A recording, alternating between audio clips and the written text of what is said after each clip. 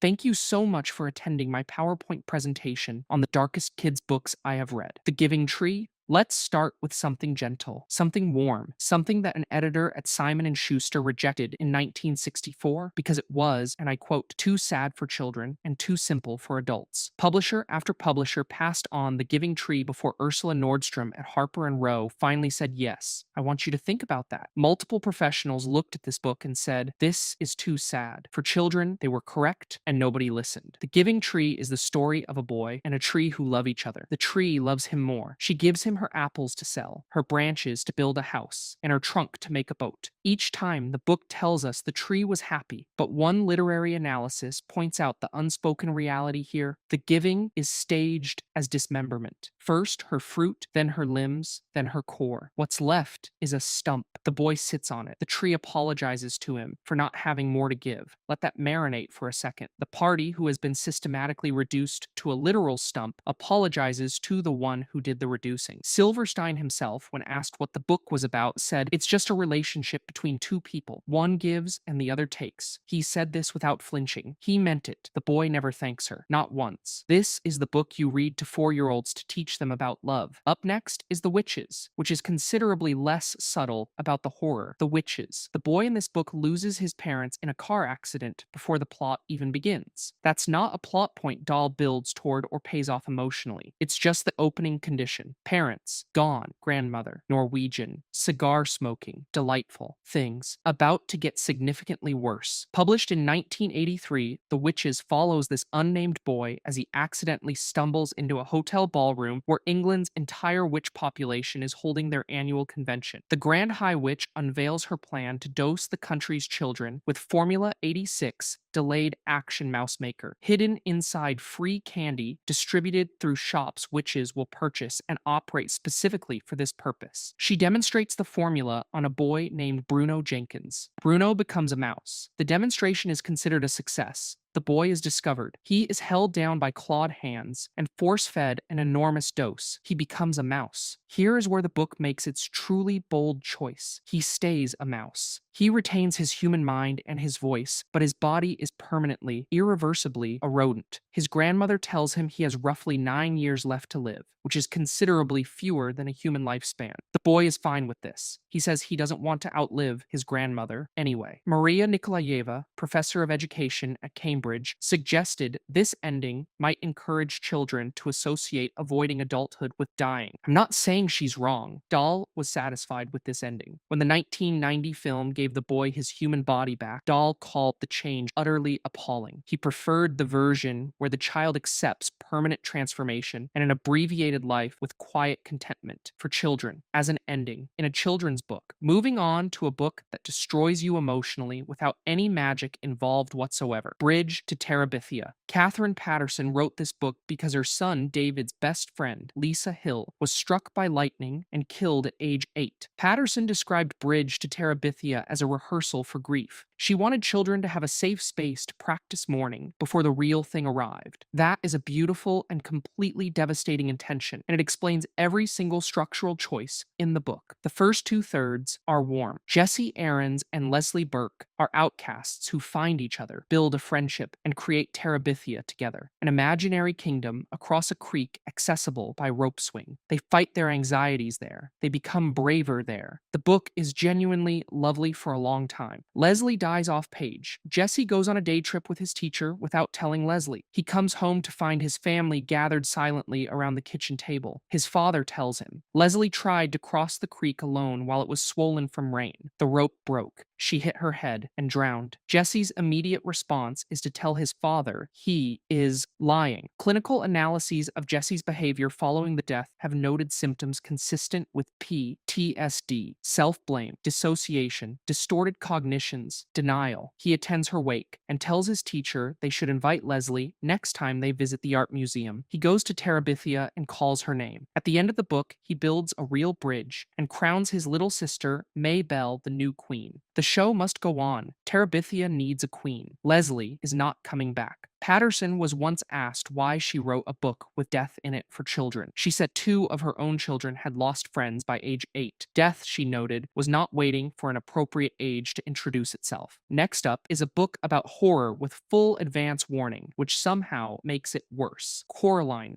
Neil Gaiman took nearly 10 years to write this book. He started it in 1990, got stuck, put it away for 4 years, and finished it after a walk in the woods where he stepped on a wasp's nest and stood perfectly still while his children ran to safety, getting stung repeatedly so they wouldn't be. His editor told him the finished product was unpublishable. It won the Hugo, the Nebula, and the Bram Stoker Award. Adults report it still gives them nightmares. Gaiman seems fine with this. Coraline Jones finds a locked door in her flat, a tunnel behind it, and a parallel world behind that. An identical version of her home with identical versions of her parents. Except these ones pay attention to her and love her completely. The only difference is their eyes. Black shiny buttons sewn in place. The other mother offers Coraline everything she has ever wanted. The condition is that Coraline allow her to sew buttons over her own eyes in return. The other mother has done this before. 3 ghost children are trapped behind a mirror in the other world, having accepted the offer and lost everything that made them themselves. One has been there so long they cannot remember their own name. At one point, Coraline asks the other mother to swear on her mother's grave. The reply, she put her in there herself. When she found her trying to crawl out, she put her back. The other father, once he has served his purpose, is discarded in a cellar, deformed and deteriorating, with no free will to stop himself hurting her. Coraline tears out his remaining button eye and escapes. This book is shelved in the children's section. It is about what happens when neglect leaves a child hungry enough for love that something predatory can use that hunger as a door. Next up, something that hurts actual rabbits instead of metaphorical children. Watership Down. Richard Adams made up this story on long car trips to entertain his 2 daughters. They insisted he write it down. Multiple publishers rejected it. It went on to win the Carnegie Medal and the Guardian Prize, and has been described by at least one writer as a book with violence and haunting oddness in spades. His daughters are presumably fine. This is not a book about cute rabbits. Let me be specific about that. The opening sequence depicts an entire warren of rabbits being gassed to death in their sealed burrows, tearing each other apart while scrabbling for air. One reader credited this sequence specifically with giving him a lasting claustrophobia that makes deplaning uncomfortable to this day. That is from a children's book. Chapter 1. The rabbits then encounter Cowslip's warren, which is a death cult. The inhabitants have made a quiet agreement with the farmer, who feeds them. They accept being periodically snared and harvested in exchange for food and safety. Nobody talks about the ones who disappear. The warren is comfortable and well-fed, and everyone is slowly, voluntarily dying. The protagonists flee immediately because they have correctly identified what is happening. Then there is General Woundwort, who watched his entire family get killed and responded by building a totalitarian police state. He runs Ephrafa through fear, imprisonment, and targeted brutality. Bigwig is tortured. Holly barely escapes with his life. A major character is shot by a farmer's rifle and presumed dead. Adams insisted until his death that there was no allegory in Watership Down. It is a story about rabbits that he made up for his children. There is obviously allegory. Your aunt gave you this book because it has rabbits on the cover. She did not read it first. Next up, a book that makes death elegant. The Gashly Crumb Tinies. Edward Gorey published this in 1963. It is an alphabet book. Each letter corresponds to a child. Each child dies. That is the entire premise, delivered in 26 rhyming couplets with black and white cross-hatched illustrations, formatted to the exact dimensions of a book you would hand to a small child learning to read. A is for Amy, who fell down the stairs. C is for Clara, who wasted away. J is for James, who took lie by mistake. K is for Kate, who was struck with an axe. P is for Prue, who was trampled flat in a brawl. None of these children did anything wrong. Gorey was explicit about this. He described the book as inspired by 19th century cautionary tales, but noted, "My book is punishment without misbehavior. There is no lesson. There is no moral. There are 26 children, and then there are not. The illustrations never show the deaths themselves." Gorey shows the moment immediately before. Prue reaching for the door of a saloon bar, the violence waiting inside, just out of frame. He identified this as a deliberate choice. The reader fills in the rest. Gorey called his readers the villains. Knowing their own imaginations would complete each scene more effectively than any illustration could. Several panels imply adults are directly responsible for the deaths. Gorey did not soften this. Academic analysis of the book describes it as a sarcastic rebellion against a view of childhood that is sunny, idyllic, and instructive.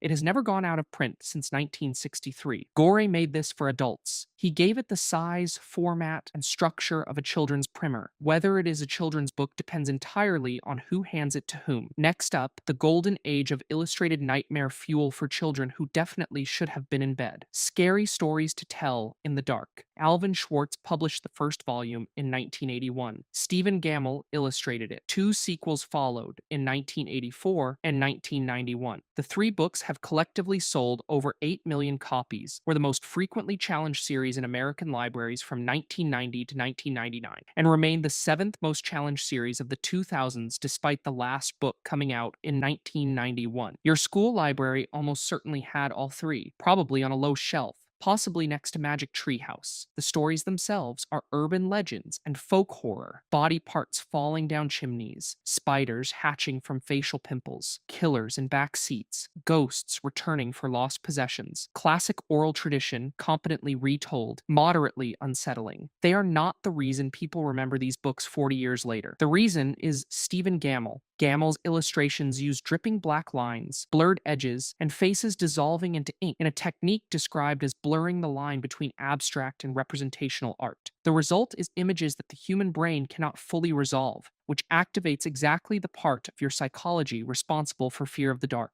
A woman decomposing in a chair, a figure with no discernible face walking down a hallway, bodies growing from soil, a spider and a pimple, and the obvious conclusion. One reader, decades later, described waking up at night, slapping his own face, convinced a spider had laid eggs in it. He blamed the books directly. When HarperCollins re-released the series in 2011 with new, considerably friendlier illustrations, the fan backlash was immediate and sustained. The original Gammell art was restored in 2017. Reportedly, Gammell created these images partly with a sense of humor, not fully intending them to be as disturbing as they were. That information does not help. Next up, a book that dispenses with illustration entirely and simply describes a child finding his family in pieces. Lord Loss. Darren Shan is the author of the Cirque du Freak series, which is already fairly dark. He finished that series and apparently decided it had not been dark enough. He then wrote Lord Loss, the first book in a 10-volume series called The Demonata,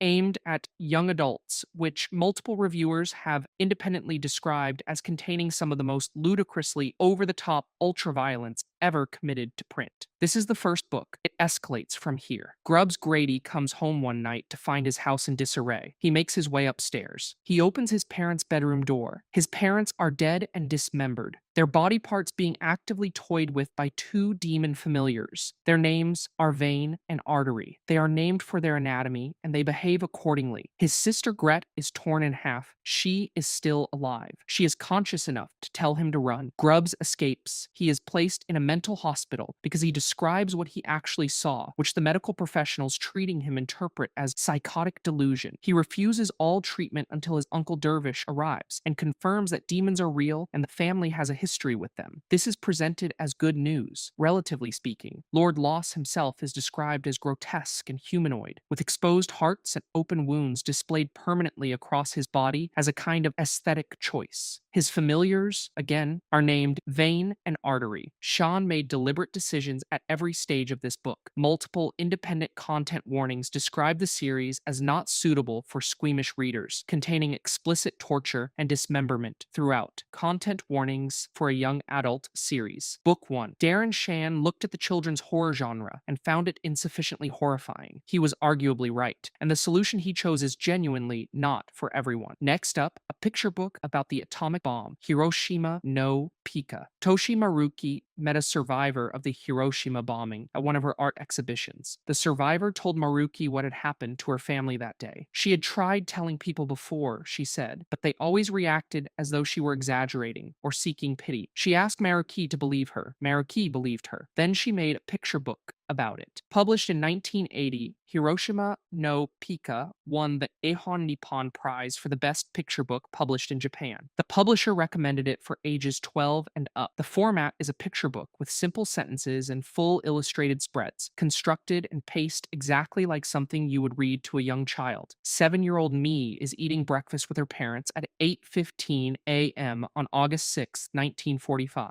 Then the flash, bright orange, then white, like thousands of lightning bolts striking at once. Mi is knocked unconscious. When she wakes, everything is dark and the buildings are falling. Her mother carries her wounded father on her back across the city, leading Mi by the hand. The illustrations show what the city looked like: heaped masses of bodies in the streets, bodies floating in the rivers, a man and a cat dead in the water together, a nursing mother wading into a river, carrying her dead baby, walking until she disappears. A burned swallow hops across Mi's path. Its wings are charred. It cannot fly. The book ends with a detail about Mi that arrives quietly and lands like a stone. She never grew again after that day. Many years later, she is still the size she was at 7. The radiation stopped her. The book notes that thousands are still in hospitals and there is no cure for their diseases. Maruki was past 70 when she finished this book. She wrote in the author's note that she had neither children nor grandchildren, but she wrote it for grandchildren everywhere. She said it took a very long time to complete because it is very difficult to tell young people about something bad that happened in the hope that their knowing will help keep it from happening again. That is this book. That is all it is. A picture book. Next is considerably less sincere about its intentions and has been causing nightmares since 1845. The story of the thumbsucker. Heinrich Hoffmann was a physician in Frankfurt in 1845. He went to buy his 3-year-old son a Christmas present, found the available children's books dry and pedagogic, and decided to write one himself. He sat down and illustrated a collection of moral tales for young children. One of them is about a boy who gets both thumbs cut off by a home-invading stranger with giant scissors. He wrapped this for Christmas for his toddler. The book sold 3,000 copies immediately and over 20,000 by 1848. It has never gone out of print. The story works as follows. Conrad's mother warns him before leaving the house, "Stop sucking your thumb, or the scissor man will come and cut it off." She leaves. Conrad's thumb goes immediately back into his mouth. The door flies open. In runs the great, long, red-legged scissor man. Snip, snap, snip. Both